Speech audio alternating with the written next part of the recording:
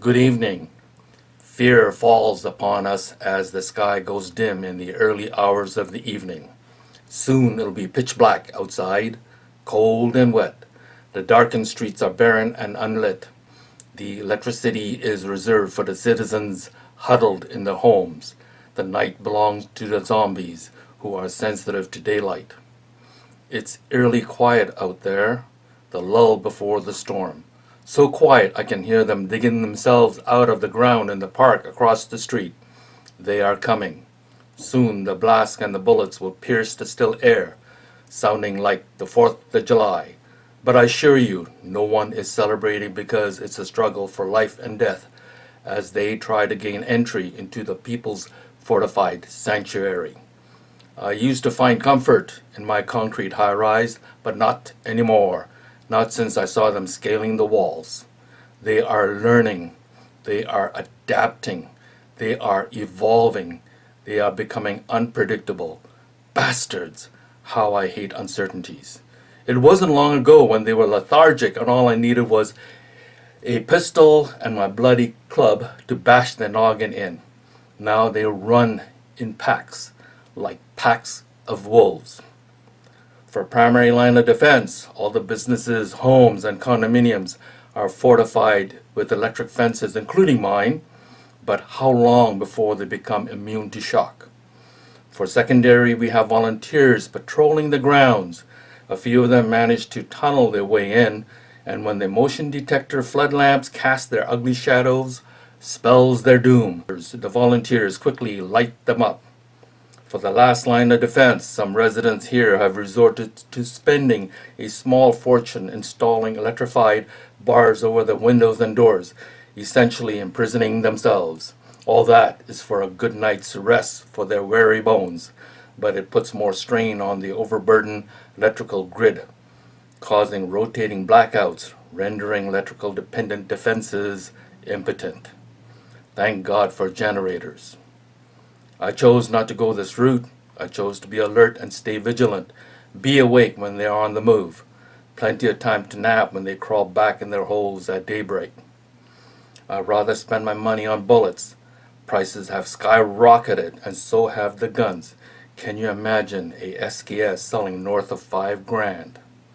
That is why my friends can't afford to buy any more guns. They want to borrow my guns.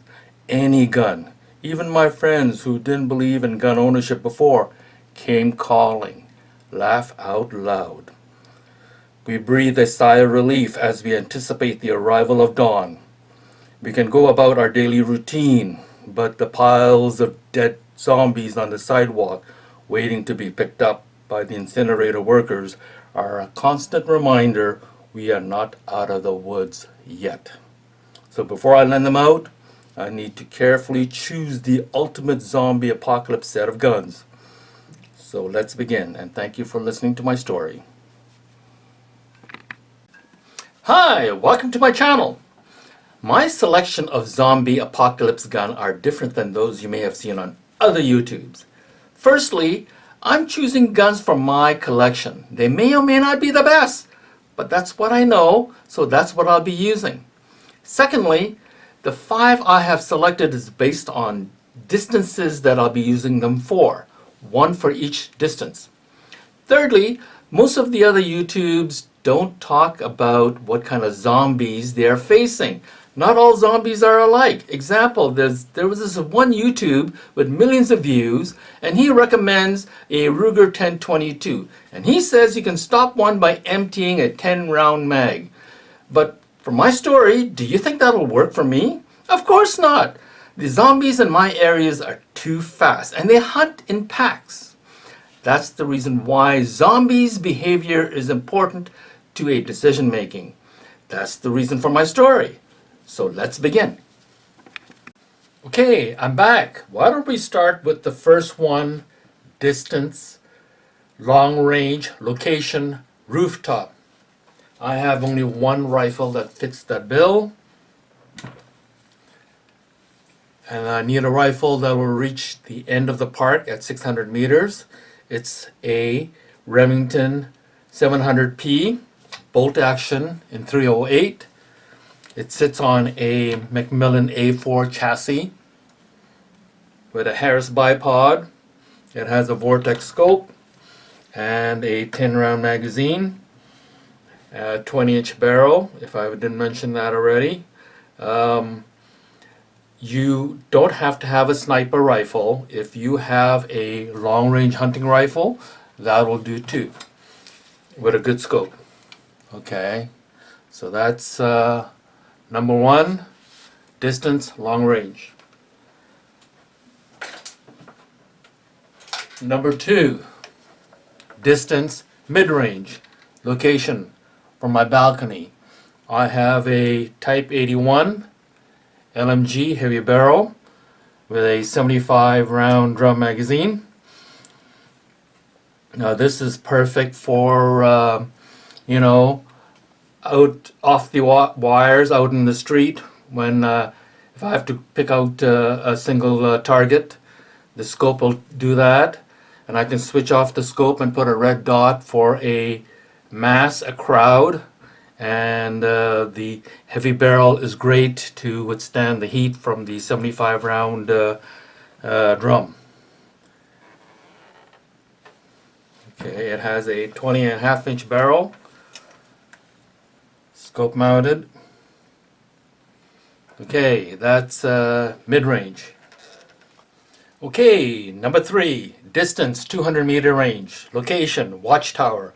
We got 4 watchtower towers, 1 in each corner, and I need a gun that will protect the perimeter and also the flank of my neighboring towers, as they will protect me. So I struggle with this category, this distance, because I have quite a few in this category. Good example, I have the M10X, I got the VZ58, I got the Type 81 rifle, and of course I got the AR-15, and I also got the Tavor X95. Ultimately, I know this is going to be quite controversy, because I have that from my friends who said you have to pick the AR-15. Yeah, I think AR-15 is a good choice, but ultimately I decided to go with the Tavor X95, and simply because of the bullpup. It's compact because of the barrel length. The barrel is 18.5 inches, and so therefore, just because of that, the Tavor, I chose the X95 Tavor. And it is has an EOTech red dot on it. I know. I also, some of the arguments my friend have is that, you know, the AR got parts of easy access, is cheaper than the Tavor, and that may be true. But you know what, when I'm up climbing up the towers and in a confined space like the tower, I like to have a compact gun like the Tavor X95. That is number 3, distance 200 meter range. Next, it's number 4, distance 100 meter range, location on patrol. And I chose, in this category, I chose a 9mm, and I have a Uzi type BRS 99 from Poland. But ultimately, I chose the Scorpion Evo 3. And it has a folding stock. It's made from Czech Republic. It's made by CSA.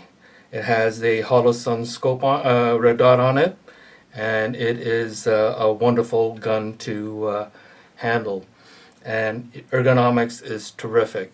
I found the BRS 99 cumbersome to operate. The grip is a little too large, and the short, tiny barrel I don't think will be comparable to this nice long barrel. So for number 4, 100 meter range, when I'm on patrol, I like to have Evo 3 Scorpion. And I prefer the 9mm simply because I can carry more of that.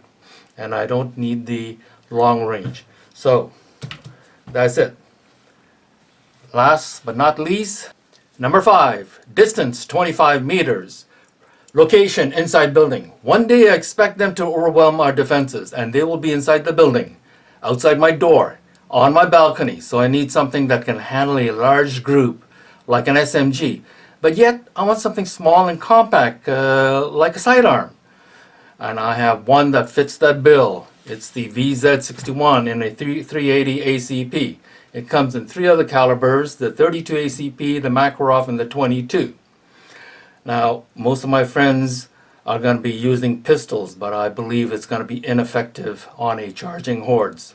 That's why I like this one. This comes with a 20-round mag and it has an overfolder to handle the submachine gun. It's perfect. Quite light. Now, as it turned out, I chose 5 guns for 5 different distances using 5 different calibers. Now, I believe in diversifying my ammo because just in case one ammo runs out, I can always buy other ones. Now, I also believe in using the right tool for the right job. I don't believe in using 5.56 for everything. That's a waste of money when a 9mm will do the job. That's why I believe in diversifying my ammo. Now, I know some of you might disagree with me about that. Okay, do you hear that? I think my shift has just started. So thank you very much for joining me. Please hit the like button and please subscribe. Thank you.